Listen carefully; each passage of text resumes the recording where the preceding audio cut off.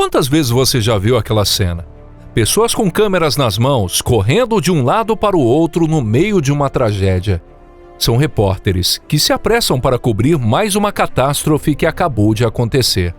Claro, o público tem o direito de ser informado, e os profissionais da imprensa têm o direito e o dever de fazer reportagens. Mas mesmo assim, muitos de nós não conseguem deixar de se perguntar até que ponto essas pessoas que registram tragédias e crimes não estão ultrapassando os limites da ética. Olá pessoal, sejam muito bem-vindos. Agora, imagine o seguinte: e se além desse limite moral não escrito, também tivesse sido violado um tratado internacional, oficial, assinado e ratificado?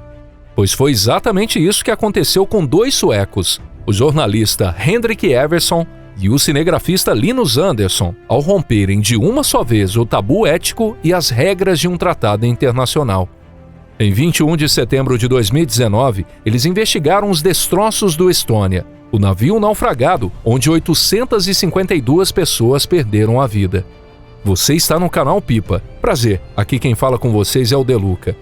E nós vamos entender essa história passo a passo a partir de agora.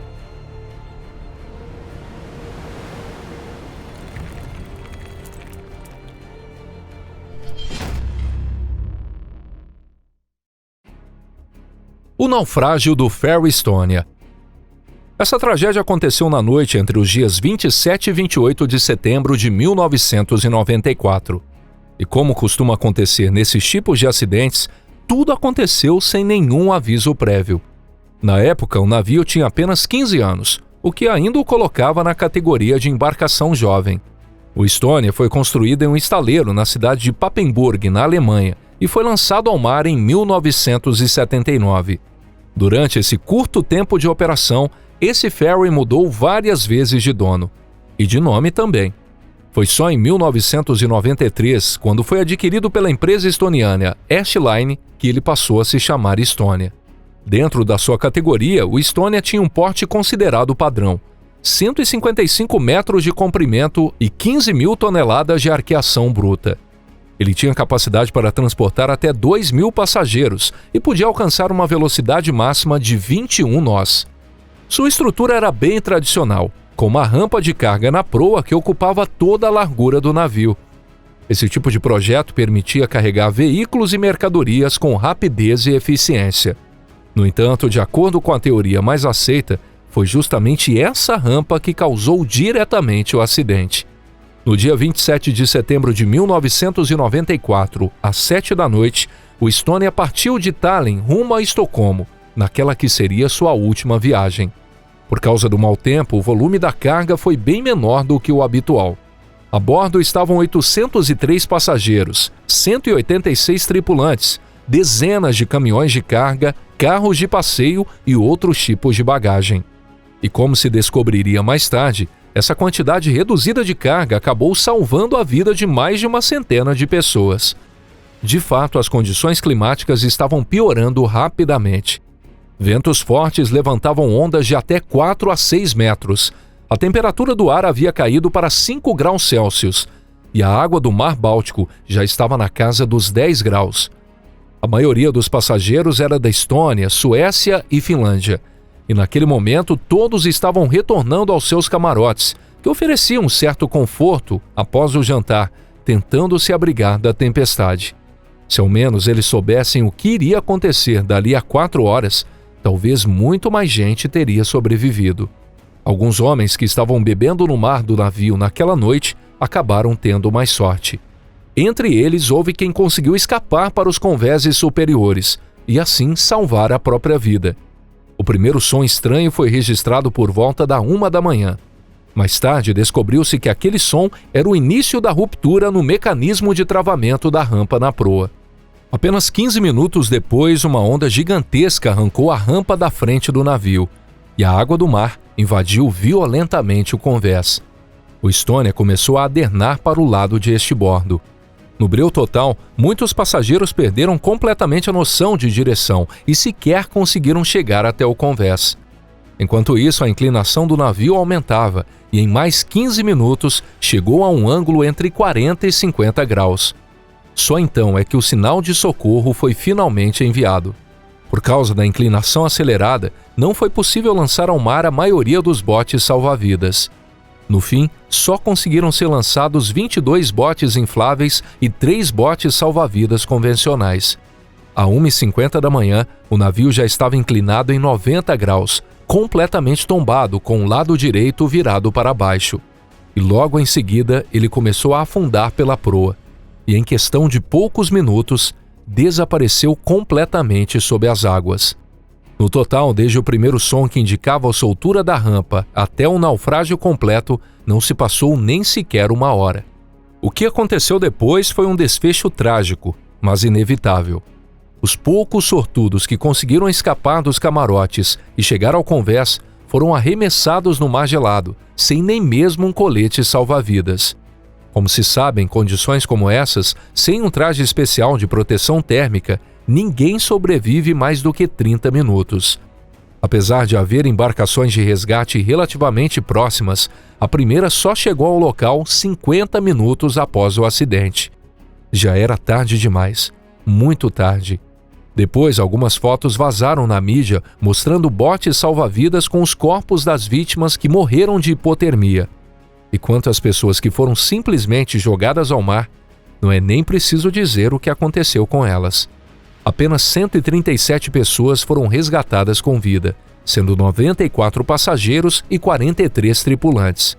Entre os mortos havia um número muito alto de mulheres, o que se deve ao fato de que muitas delas estavam em seus camarotes no momento em que o navio adernou de forma tão abrupta.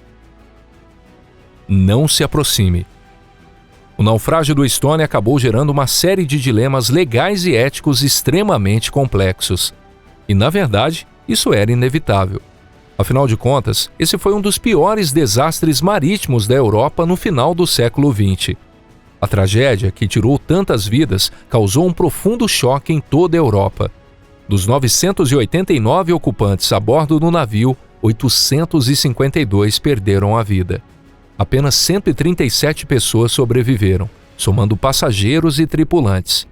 E até hoje, a maioria das vítimas continua ali, descansando no fundo do Mar Báltico a mais de 80 metros de profundidade. O naufrágio aconteceu em águas internacionais e as vítimas eram de 17 diferentes nacionalidades. Naturalmente, toda a resposta ao acidente exigiu um alto nível de coordenação internacional. Logo após a tragédia, foi criada uma comissão conjunta entre Estônia, Suécia e Finlândia. E em 1995, essa comissão tomou uma decisão que muitos consideraram digna do julgamento de Salomão. A essência da decisão foi a seguinte: não haveria retirada dos corpos, e o local do naufrágio seria tratado como um túmulo sagrado.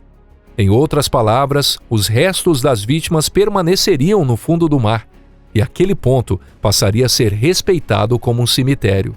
Com base nessa decisão, no mesmo ano, diversos países, incluindo Estônia, Suécia, Finlândia, Dinamarca, Letônia, Reino Unido e Polônia, assinaram um tratado internacional para proteger o local do naufrágio do Estônia. Esse tratado proíbe qualquer aproximação ao navio, bem como qualquer atividade de exploração que possa perturbar o descanso dos mortos.